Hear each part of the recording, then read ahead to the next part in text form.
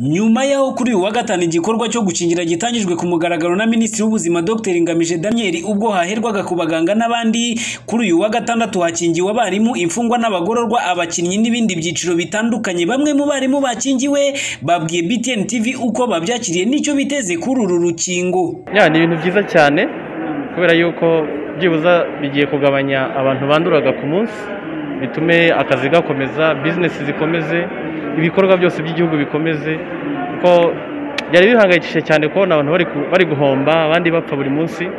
Ni ibintu bishimishije. Nibura tubonye uburyo indwara ishobora kuzagabanyuka, icyorezo gishobora kuzagabanyuka, abantu bagasubira mu buzima busanzwe. Kandi no ku giti cyanjye by'umwihariko ndakeka ko akazi kanyuze agakora nta mpungenge mfite, agakora neza kuko maze guhabwa urukingo. Nyuma yo guhabwa urukingo rwa covid ndumva nta kibazo mfite mu mubiri, ndumva ubuzima ari ubusanzwe, ariko ntekereza ko urukingo duhawe ruzadufasha kugira ngo umubiri wacu ugire ubwirinzi ku cyorezo cya covid-19. Ni ibisanzwe, nta n'ikintu wumva kidasanzwe, ni ibintu bisanzwe. Ubwoba bafite n'ubw'ubusa kubera yuko niba isi yose yikingira, ntabwo ari we baba baje kugeragerezaho urukingo aka kanya.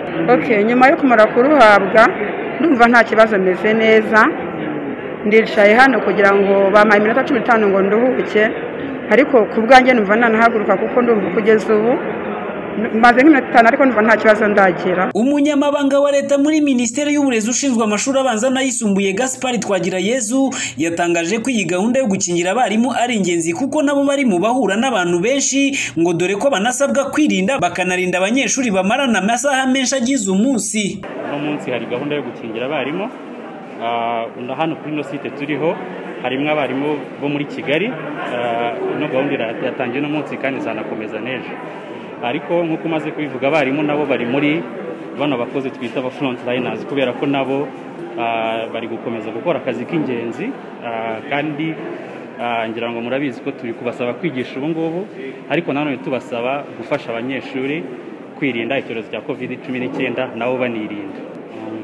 Gahunda ino site turiho ni abarimu ba Kigali, ariko gahunda iranahari no mu gihugu hose. Iki gikorwa kiri gukorerwa hirya no hino mu gihugu ku bitaro, ibya leta n'ibyigenga, ku bigo nderabuzima, aho biri gukorwa haherwa ku byiciro byiganjemo abageze mu zabukuru, abari basanganywe izindi ndwara zidakira byoroshye, abakora mu bikorwa bisanzwe bibasaba guhura n'abantu benshi, imfungwa n'abagororwa n'ibindi byiciro bitandukanye. Ibarushimwe Bihoyiki Keve Christian, BTN TV, i Kigali.